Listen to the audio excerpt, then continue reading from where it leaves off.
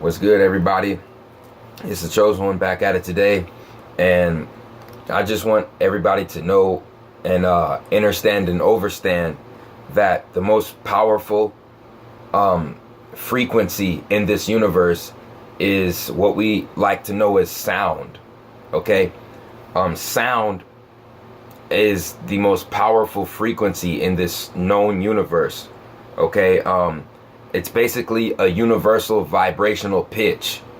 Okay, every object like in this universe, as far as galaxies, as far as stars, planets, asteroids, they all carry their own vibrational pitch because they're all moving at their own particular rate. So what I'm trying to say is, we view sight as the most powerful way of communication, or the most powerful sense that we are given. But what I'm here to say is that's false. Okay, it's actually sound. It's sound. Okay. Body, when you're talking to somebody or you're communicating with somebody, body language is basically 85 to 90% of what they're trying to tell you. Okay, that's why I try to tell people, don't get so caught up in a person's image. Don't get so caught up in what a person is saying to you. You read them and you know who they really are off of their actions and off of their body language, their body posture and their actions, man. It's really simple. It's really simple, people. So what this video is really going to be about is the power of names. Okay, the power of names and the different vibrational frequencies each name holds. Okay, I'm gonna just break it down category by category. But to the women out there that are getting ready to have newborns, or you just had a newborn, I want to let you women out there know that there's three things that basically decide a child's future right when he's born. Okay, and one of those things is how the stars and planets are aligned around the earth at the moment of that child's birth. The second thing will be that child's DNA. Okay, what kind of family lineage, what his ancestors were involved in, and what kind of energy was passed down to him through his DNA lineage. And the third thing would be the name that you're going to give this child. Okay, like I said, the third factor that decides a child's future and what kind of vibrational frequency that child is going to carry with it for the rest of its life decides on what name you're going to give that child. Okay, this is usually up to the mother. Okay, now I'm telling you, you have the power to decide what kind of energy and vibrational frequency this child is going to carry out for the rest of its life. Okay, most names have a positive aspect and a negative aspect, because most of these names are ruled by a planetary ruler. RFG, what are you talking about? Okay, let's break down these list the first 7 names here. Right here we have Marcus, Marshawn, Maurice, Marquise, Mario, Marlon, Martha, Marquisha. They all start, most of them, they all start with M-A-R. What is M-A-R? M-A-R, like I said before in a lot of my other videos, that's the Mars energy. That's the god of war. The Mars energy rules masculine energy, conflict, and physical action. Conflict, action, physical action, and it's masculine rule those names. Marcus, Marshawn, Maurice, Marquise, Mario, Marlon, Martha, Marquisha. So these particular individuals with these names are going to be naturally attracted to masculine activities things that, you know, require some kind of conflict, physical conflict, physical action. A lot of these individuals might be involved in sports. A lot of these individuals might catch themselves in heated debates with other people more than other people. You see what I'm saying? Because of the vibrational frequency that their name holds. Because like I said, the prefix MAR is Mars, the god of war. Okay? It's really not hard to understand. I'm not saying there's anything wrong with that, because like I said, there's a positive aspect and a negative aspect to every name, people, to every single name. Okay? But when it comes to these names with the prefix MAR, these people are going to be very drawn to things pertaining to physical action, physical conflict, masculine activities, okay? Sport, whether it be sports, singing, acting, as long as they're being entertained, as long as their mind is being entertained, they're really, you know, going to be satisfied with that, okay? Now, the negative aspect to that would be always getting into some kind of conflict with individuals or some people that you're not supposed to, okay? Whether that be fighting out in the streets, that be arguing constantly with loved ones, or, you know, delving into a life of crime, and a violent one at that, okay? That's the negative aspect of the MAR, of the Mars frequency, okay? Because like I said, when you name your child these 7 names, you're putting them under the doctrine of Mars. Okay, just to let you know that. I mean, I'm not trying to scare anybody. I'm not trying to talk down to anybody. But like I said, there's a positive aspect and a negative aspect to each planetary ruler. Okay, to each planetary frequency. Okay, when we look at names like Rajan, Ravion, Raylin, and even Ray, what is that tapping into? That's tapping into Ra, R-A, Ra, the sun god, sun energy. Someone who's mighty, someone who holds vitality and a large portion of energy, okay? Because that is what R-A rules and represents. So these individuals with names starting with R-A, not all the time, but mostly, they're going to have very, very large, strong bodies. Very large, strong bodies with R-A prefixes. Okay? Rajan, Ravion, Raylin, Ray. Even if they are a little undersized, they're still going to be extremely, extremely strong and hold an extremely a large amount of energy for their size. Because like I said, that prefix R-A goes back to the sun, which is Ra, which represents the center of the solar system, the soul that gives all life to all the planets that we do see. Okay? The negative aspect of that would be basically someone who would consider themselves to be too dominant. You know what I mean? Like somebody who would end up being too controlling. Okay, or too manipulative. Okay, because like I said, there's a positive and negative with each astrological object and aspect. Okay, so when we look at the names like Isis, Diana, and Luna, all the women out there named Isis, Diana, and Luna. Okay, that name is consisting of moon energy. It consists of moon energy. So these individuals, these women named Isis, Diana, and Luna, they're going to be more feminine than the average female. They're going to be more feminine. They're going to be a little bit more moody, a little bit more sensitive, and a little bit more perceptive.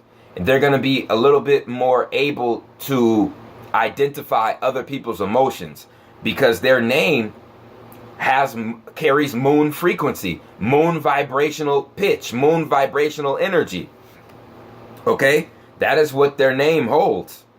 Okay, so when you get names like Terrence or Terra, okay, that goes back to the earth. So most of those people that, you know, are under the Terra name or Terrence, they're usually very calm, very laid back, very goal-oriented individuals, because those characteristics are what earth signs in the zodiac carry.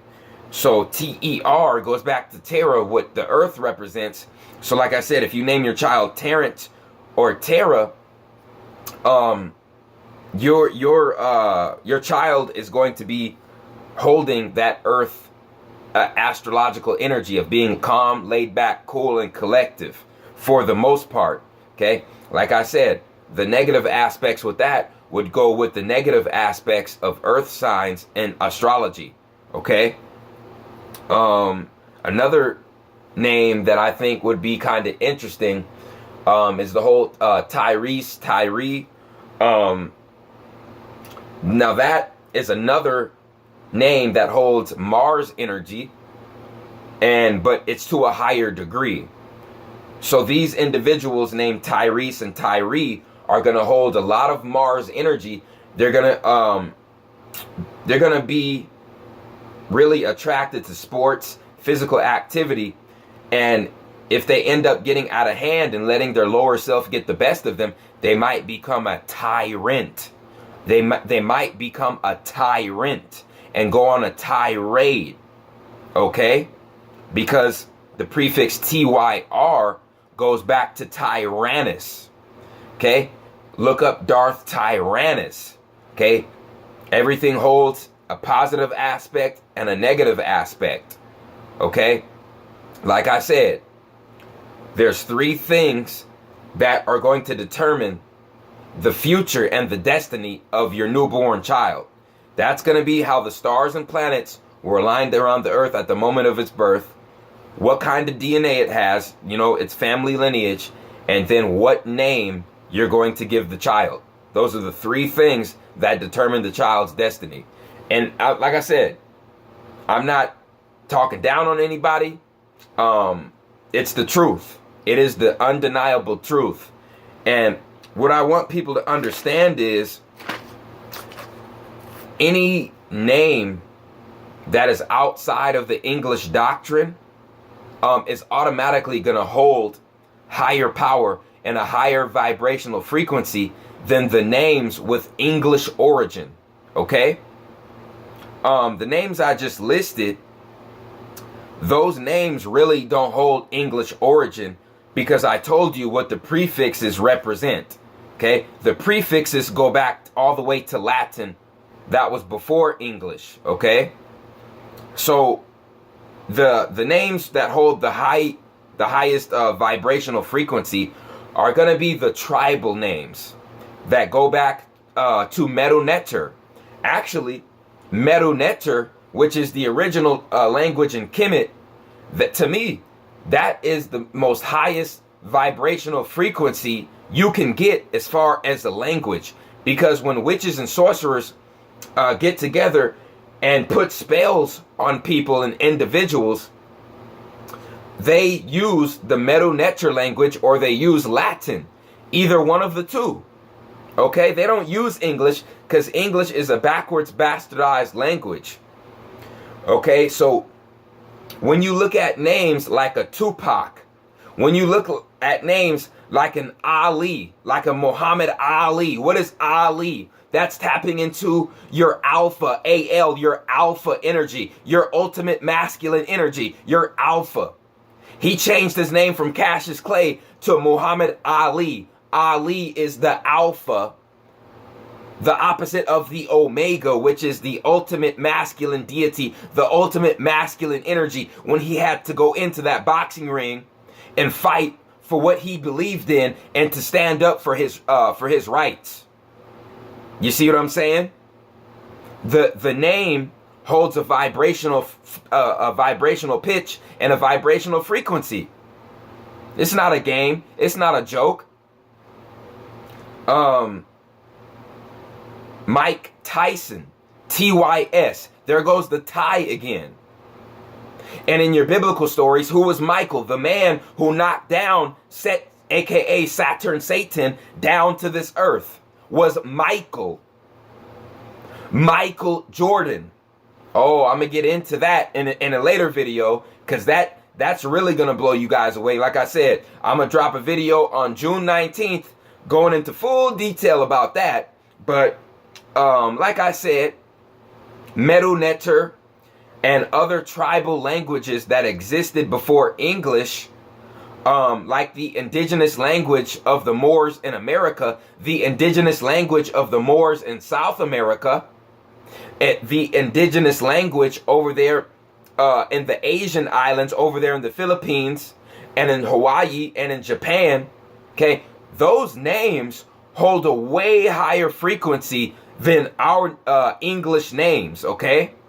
Because like I said, the English language is backwards, bastardized, and was a cursed language that our ancestors, the Moors, threw on the Caucasoid people to keep them in a state of depression, okay? So they would never rise up, and so they would stay a slave race. When the blood moon of 1492 hit, and our ancestors denounced the Elohims like idiots, okay, they shot energy on this earth to have the Caucasoids gain consciousness over us. So in 1492, our ancestors lost the rebellion in Spain and were enslaved by their own damn creation, by the Caucasoid race. Okay? And what is that called? That's called karma. That's called karma, okay? So the whole English language was, what I'm saying is, the whole English language was meant to be backwards. It was meant to be bastardized, okay? So when you want to name your child, ladies, I'm talking to you in particular. When you want to name your child, and you want your child to be unique, and you want your child to hold very high vibrational energy, okay, and to be some kind of significance and of some kind of importance in this life and to this planet, you really might want to look into the language of Medu Neter, the other tribal languages, and not only Africa, but South America, North America, and over there in the Philippine Islands, the Asian islands, over there in the Asia, over there in the Middle East, okay? Because like I said, names basically put deities under the spell of the frequency of that name. Okay, it's not a joke. It's not a joke. Now, you know good and damn well, we all know a Albert, we all know a Alex, we all know a Alphonse, we all know a Alfred, and because they have that prefix AL, that makes them very big bone, very masculine, dominated, okay? And they always want to be in control and always want to manipulate. I'm serious. There's a positive aspect and a negative aspect to every planetary ruler, every kind of energy in this universe. So like I said, we all know the Alberts, we all know the Alexes, we all know the Alfreds, we all know the Alphonse, who hold like great physical power. They're really big in size usually, and they like to be in control most of the time. You know, sometimes that's a good thing. You know what I'm saying? Other times it isn't. Just to go ahead and back up what I'm saying, the biggest land animal on this planet is called a what? It's called an elephant, which was really an owlephant, because the owl gods are the El gods. Go look up that prefix where El originated from. El and owl are basically the same thing. Okay? We call our gods Elohims. Now, when we look at the elephant holds great intelligence and holds great size, great power and great size, because the prefix of its name is Elohim, E-L. Come on, people. It's time to start doing your research. It's time to start waking up. And it's time to start living out your spirituality through your through your actions. Okay? If you're not living out what you're learning, if you're not living out what you're learning from channels like this and channels from other people and even channels from master teachers, you're not doing anything. That means that you look at this information and this channel as some form of entertainment when I'm trying to help you. I'm trying to help my people, okay? Like I said, one of the most powerful things you can do to a newborn child is to give it a name with some kind of significance, okay? So that basically sums up the information that I had to relay today. Okay, I will be dropping another video on the 16th. No. The 18th and the 19th. Okay, the 18th and the 19th. Stay tuned, people. A lot of people's minds will be blown. I appreciate everybody who supported RFG movement, Atlantean movement. You know, a lot of people want me to touch on this thing that happened in Florida.